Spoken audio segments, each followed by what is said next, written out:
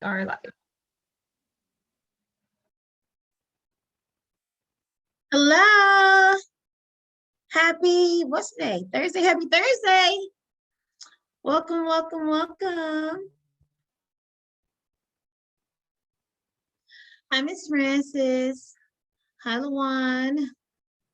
Hi, Brittany. Come on in the room. Hey, Veronica. Veronica, I was just thinking about you guys. I was in Mississippi and I had to pull up on my map to see how far away I was from you all. Hey, Christina. Hey, Francis. Hey, Andrew. Hi, Robin. Hi, Tammy. Hey, Tammy. Hey, Marcos. Welcome, welcome. So excited. Glad to have you guys here with us today. It is another beautiful day and another beautiful day to enjoy a daily webinar with Be Strong Families. Another great day to discuss how to stay strong and positive for ourselves and our children. So we still have a few. We're going to give people a few more minutes to get in the room. And then we're going to get this party started. Let's get this party started, right? Hi, Wendy. Hey, George. I see some names that I'm not familiar with. Let's get this party started, right? Let's get this party started quickly. Okay, so I'm not a singer, but you're welcome because who doesn't have time for a song? Good morning. Good morning, morning. All right. With me today, providing tech for us for today's webinar is the lovely Jahira Navarro. So I'm glad that she's here with us so that I don't have to do it all myself. She's going to take good care of us today. So let's keep going. Jahira. Today's subject is it's a little deep, guys. I had to take a deep breath before I said that. So today we're discussing navigating grief and loss post-pandemic. And I'm your host for today, Sarita Sashington. I am going to hold the space for today's conversation so that you feel comfortable enough to share and that we are able to support each other in this conversation and maybe walk away with some new insights and aha moments, okay? All right, next, Shahira. So, of course, I'm just going to remind you guys about the ways to engage. If you are talking, please put your phone on mute. When you're ready to comment, please raise your hand. We'll unmute you. Then you'll need to unmute yourself to be heard. Please be patient with us. If we get a lot of people, then then we'll need you to be patient with us getting to you. And then feel free to type your comments in the group chat and make sure it's going to all panelists and attendees. Next, agreements. This is how we provide emotional safety for all of our cafe or training events, all that we offer. The first one is speak your own experience and use I statements. So don't talk about other people's experience, just your own. And then the golden rule, treat other people the way you want to be treated.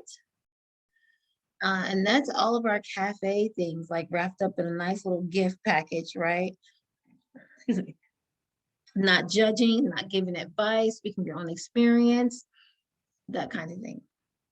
And then feel full presence, please. No multitasking. The best way to get the best out of these webinars is to be fully present. Yes, I do know that you could be doing a lot of other things right now, but you chose to be here with us for this time. So since you chose to be here, and especially on today's topic, it's no small thing. So since you chose to be here for yourself and for others, be fully present, okay? If you need a minute, take a minute. So feel free, and we encourage you to step away if you need to, okay? And then come back to the conversation, especially today. So I see only like 4 people agreeing. Am I wrong? Do we have more people? Yeah, put like agree. in the chat so I can, so everybody can see, we can all see together that we are agreeing to keep the space safe. Fantastic. Love it. Thank you guys. All right, next, Shahira. So today's topic, we are talking about grief and loss during the pandemic.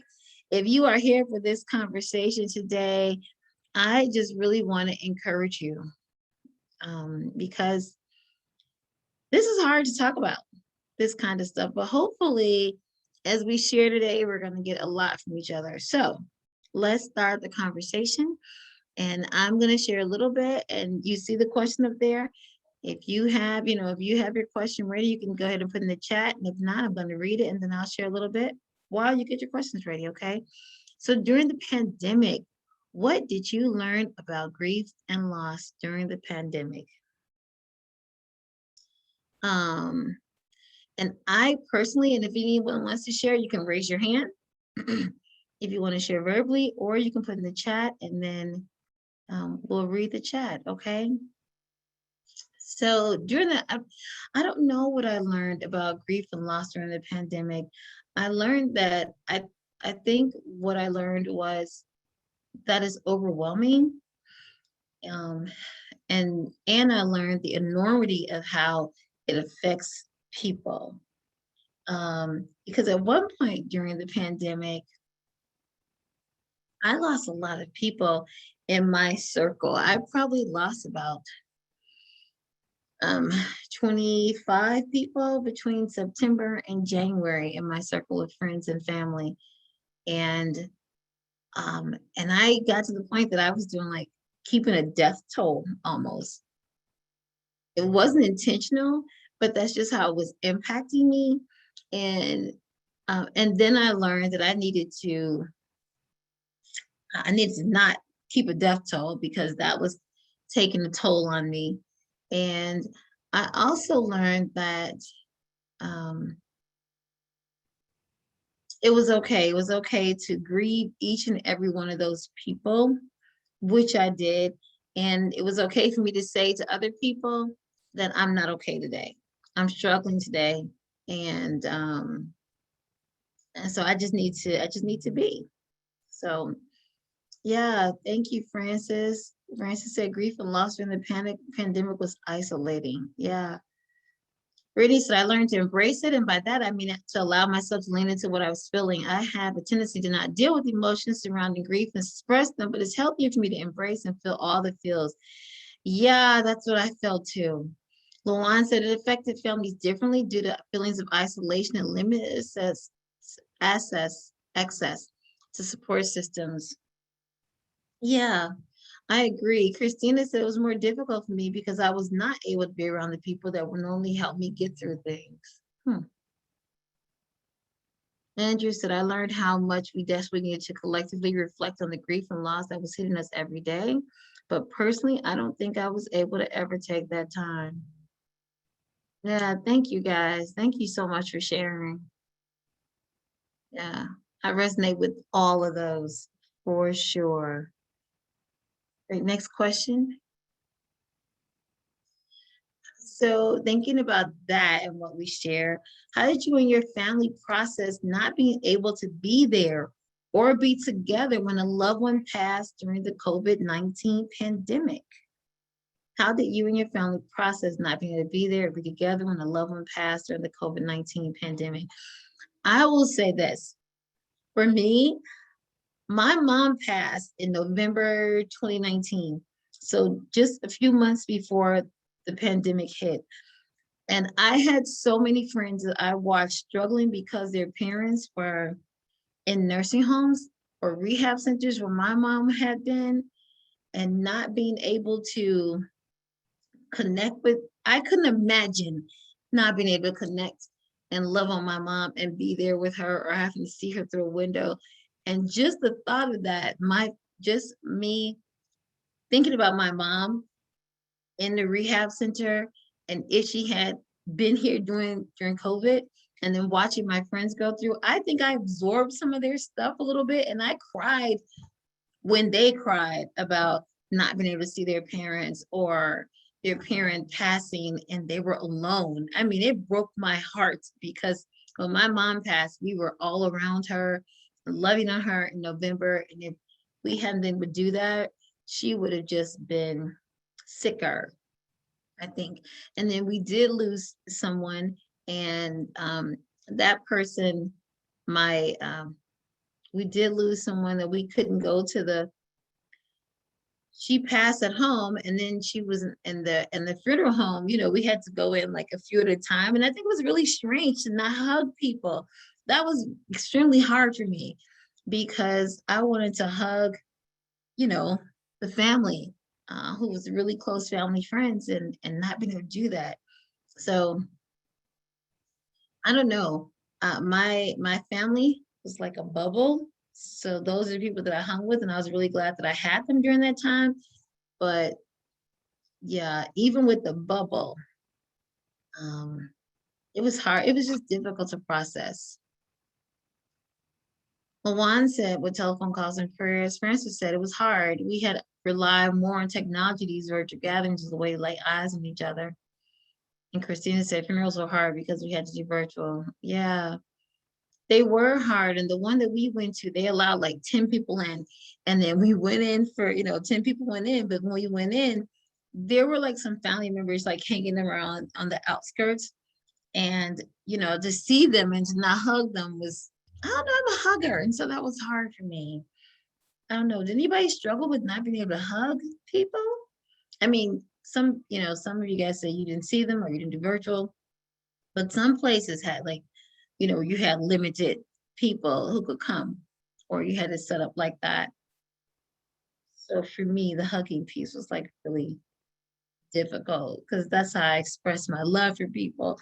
And to not be able to do that was excruciating for me. Okay, next. Christina said I struggled not seeing them because I didn't leave the house. Yeah. Thank you guys. All right. So how did COVID-19, yeah, Tammy, the hugging piece in general has been tough. Agreed. So our next question, how did the COVID-19 pandemic change the norms around processing grief and loss? And I think that's a little bit about what we're talking about right now in the chat, like the norms. Have you guys noticed some things that changed and didn't go back? Now it's completely different. How did the COVID-19 pandemic change the norms around processing grief and loss? I think I noticed that there's more support groups being done virtually, which is really good. Um, because when my mom passed, I tried to do some stuff, and it was like 9 o'clock at night, 6 o'clock at night, trying to go places and leave the house to get there. And it was just a lot. So I have noticed that support groups, there are more virtual or online support groups than ever before, and a lot of um, phone calls and therapy phone calls to help people to process the grief and the loss.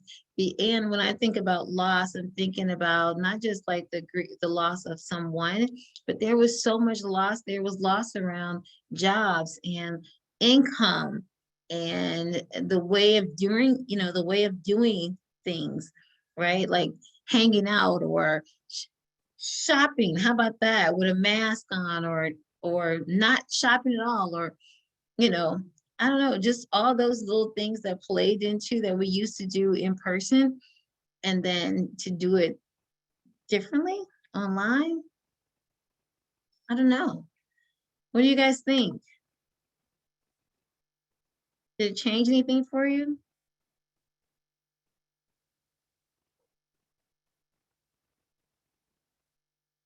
Tammy said I have a hard time with the rituals. I don't do well with the gathering, wakes, and funerals. They are more draining than helpful to me. I felt skipping some of those things was much more accepted during pandemic. Yeah, I can feel that. I can feel that. You know what?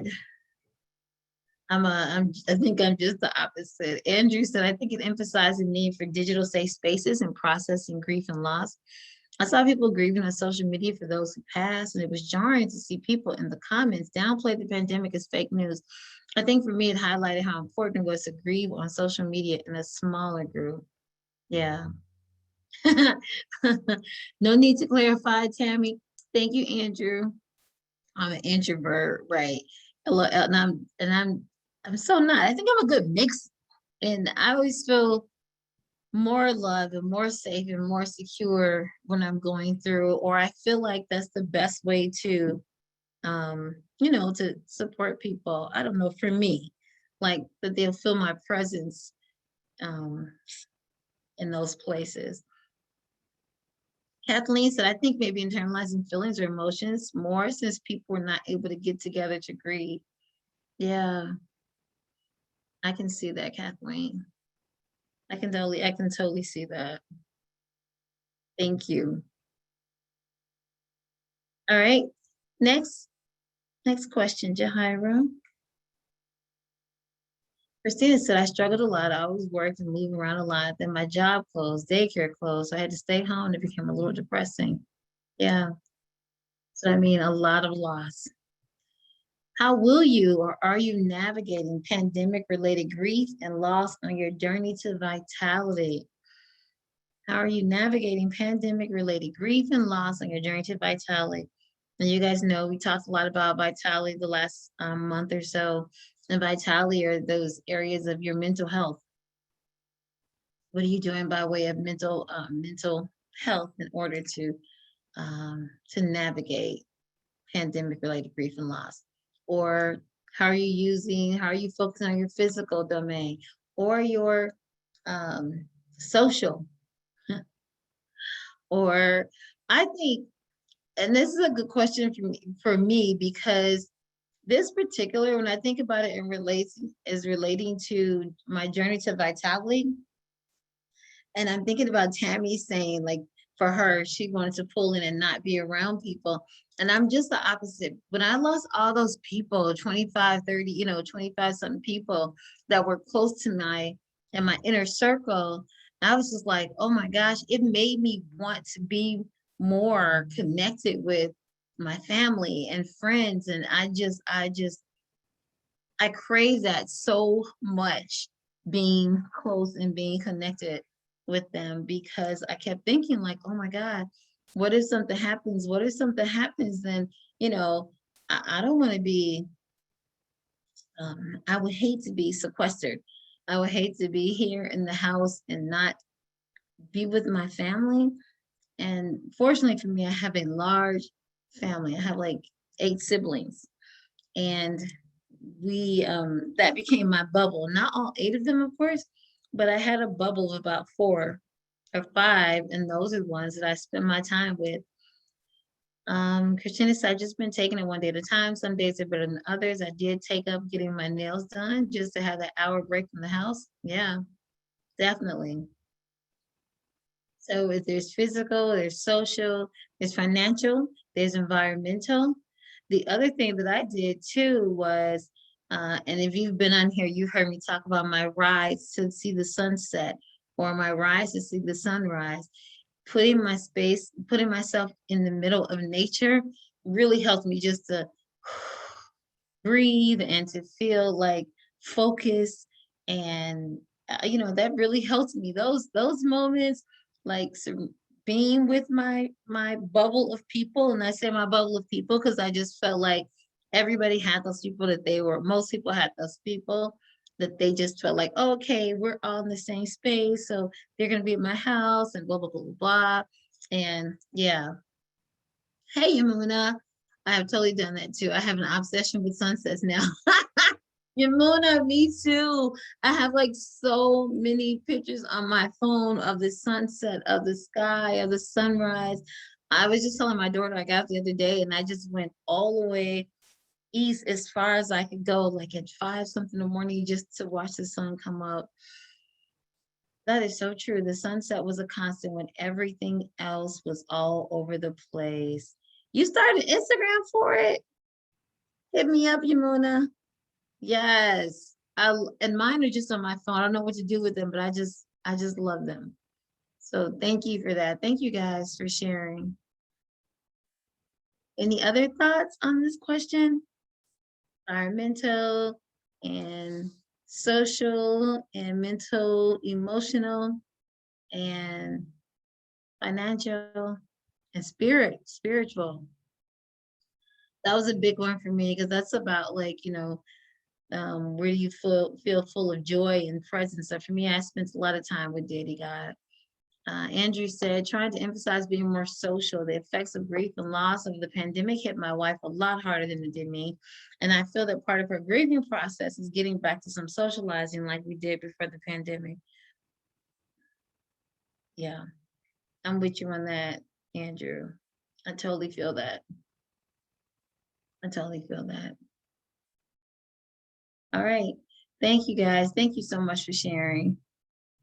Do we have any more questions, Jahira? I don't remember.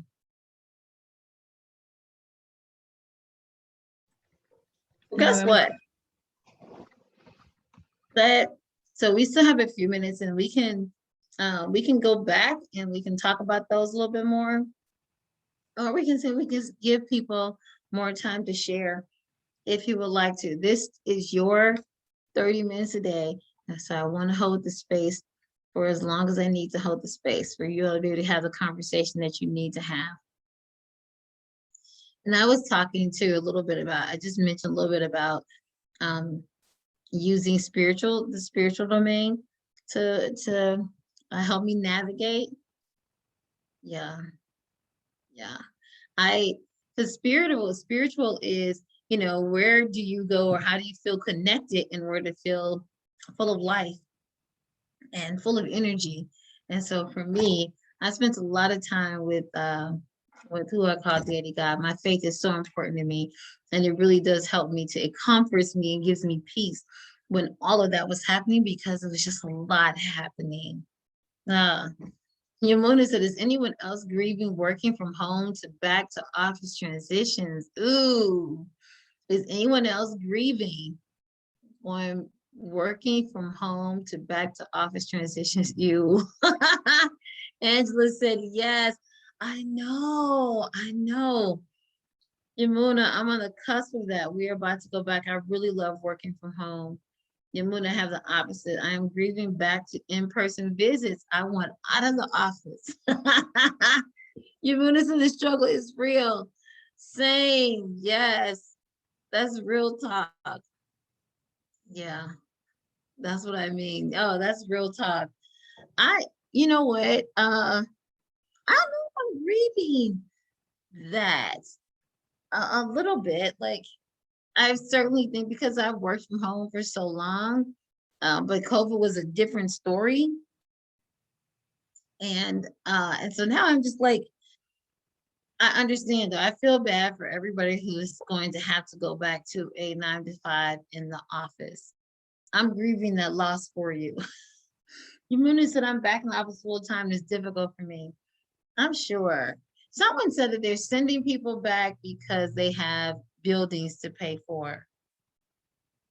And I'm thinking it would be nice if they would do a hybrid, right? If you did some days at home and some days in the office. I think that might be good for people's mental health. I don't know. I think that would definitely be good for my mental health.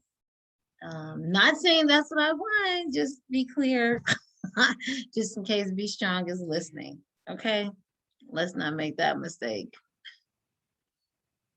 Tammy said, I'm thinking the electric bill has to be lower in the buildings everyone home. That's true. What if they're still paying off the buildings, Tammy? Then they're like, nobody's here. Yamuna said, I miss the flexibility. Francis said, we're on a hybrid schedule right now, but I'd rather stay home. Yeah, I'm sure. Yamuna said same. Ugh. Well, I feel like a hybrid is better than full-time in the office. Christina said, I always say I want to get back to work, but I'm scared that once I go, it'll hit me hard because then I'll miss my son. Yeah. How about that? grieving. Like, I know that a lot of parents are ready to get away from their children, once the kids were there all the time. But at the same time, I'm like, for those parents who are really like, I'm gonna miss my kids or miss seeing them, because I've had people talk about like missing just missing being able to be home with their kids, period. Like, you know, I don't know. Christina says it's been over a year for me home now. Yamuna, that's what I'm struggling most, especially with them being home from the summer out of school. And I'm just now back in the office. Yeah. It seems like Yamuna, it would seem like they would think about that for like, especially parents, that they would do the hybrid during the summertime, work from home with your kids. Like, so we know after 2020 that can be done, and it can be done successfully, because a lot of companies said that the productivity rate went up. The percentage of people being productive went up. So I don't know. Tammy said, I do miss visiting families and getting to play with the kids and hold the baby. So that part will be good. Yeah. Balance. I'm so productive at home. Yamuna, yeah, me too. I have always been that way. I've always been more productive at home when I go to the office, and there's people everywhere and talking to me, and just, yeah, I I definitely have way too many water cooler um meetings. Yeah, Tammy said, I totally agree. I get more done at home, less distractions. Yeah, I have way too many water cooler meetings when I'm in the office. And then I always leave like, dang, I had to get this done. However, when I'm at home, I'm sitting too much, and I have to make myself get up and go like, move my body, bump, bump, bump, move my body. Okay, I have issues. All right. So I think we had a really good conversation. Thank you, guys. Thank you for all that you gave for today. Tammy said that whatever I don't get done at the office, I end up doing at home anyway. That right there, Tammy. That right there. Christine said, I become a big kid taking naps with my son. Right? Josie said, thank you for this time and space. You're so welcome. Thank you. Oh my God. Yes. Yamuna, send me the Instagram. All right. Thank you, Luan. Okay, let's see what's happening next week or the rest of this week. No, thank you, Yamuna. All right, so there's our poll for today. Do me a favor and please take a moment and take the poll. Our English webinars. Tomorrow, join us for our Grief Compass Cafe. That cafe is being done by our National Parent Cafe team. If you'd like to have more opportunity to, you'd like us to host some more space for you, then come to the Grief Compass Cafe tomorrow. Monday, July 5th, there's no webinar because we're all celebrating the holiday. And then July 6th, Intro to Family Vitality with Kathy. Wednesday, July 7th, Keep Calm and Carry On with Tanja. And Thursday, July 8th and the 9th, we have no webinars because we're on a staff retreat. Yay! All right. You are so welcome. And Andrew is going to send everybody pictures of the virtual water cooler. Thank you, Andrew. This is our newest deck, the Grief Compass Navigating Trauma and Loss Cafe Booster Pack. We're suggesting that you use these with support groups. Any people with any grief support groups that want to help people process what they're going through with other people in a safe space, you can use this deck, okay? And it's on our website under our resources. So get there or be square. All right, we can keep going. So I think that's it. Yay! Thank you guys for being with me today. We really, really, really enjoyed you. And I hope you guys have a fantastic weekend and a fantastic, if you don't get to join us for tomorrow's Grief Compass Cafe, then we look forward to you having a fantastic and safe weekend, and we will see you next week. Bye, guys.